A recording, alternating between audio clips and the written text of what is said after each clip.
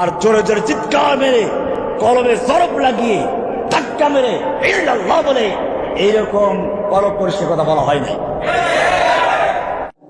আল্লাহকে কেমনে ডাকবো? কোরআন শিখেন, হাদিস শিখেন, এই জন্য ওস্তাদ ধরে, ঠিক আছে, সমস্যা নাই। কিন্তু ইবাদত করার জন্য কোন ভাইয়ের মাধ্যম আছে? এরা করে কি? কলম মোতাবাজ্জু করে। আমার কলম, আমি আমার কলমের দিকে মোতাবাজ্জু আছি। আমার কলম আমার পীর সাহেব কিবলার কলমের দিকে মোতাবাজ্জু আছে। পীর সাহেব কিবলার কলম তার পীরের দিকে, তার পীরের দিকে, এইরকম হইয়া হাজার ভাইয়ের মাধ্যমে একার দিকে।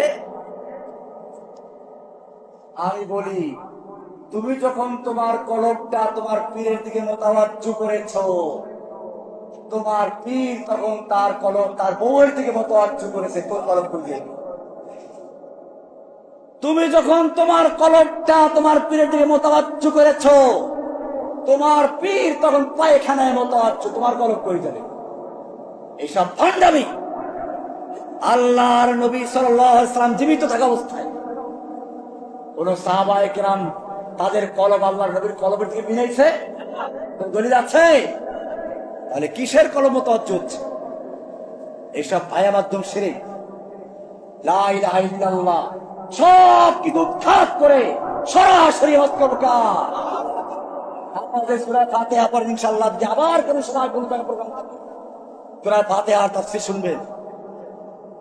ডাইরেক্ট বলা হয় ইয়াকা নাবুদু, হে আল্লাহ, আমরা কেবলমাত্র তোমারই গোলামি করি। তোমার সঙ্গে আমাদের সম্পর্ক গোলাম আর মালিকের সম্পর্ক। আমরা তোমার গোলাম, তুমি আমাদের মালিক। আমরা তোমার ছাড়া কারো গোলামি করতে পারি না। তোমার কাছে সাহায্য চাই। সাহায্য চাবো কার কাছে? পীরের কাছে সন্তান চাওয়া যাবে? পীরের নামে মান্যত করা যাবে? পীরের নামে মান্যত করা হারাম। কবরের নামে মান্যত করা হারাম। কবরে সিজদা করা হারাম। লা ইলাহা ইল্লাল্লাহ। এই কথা বললে হিজরত করতে হবে।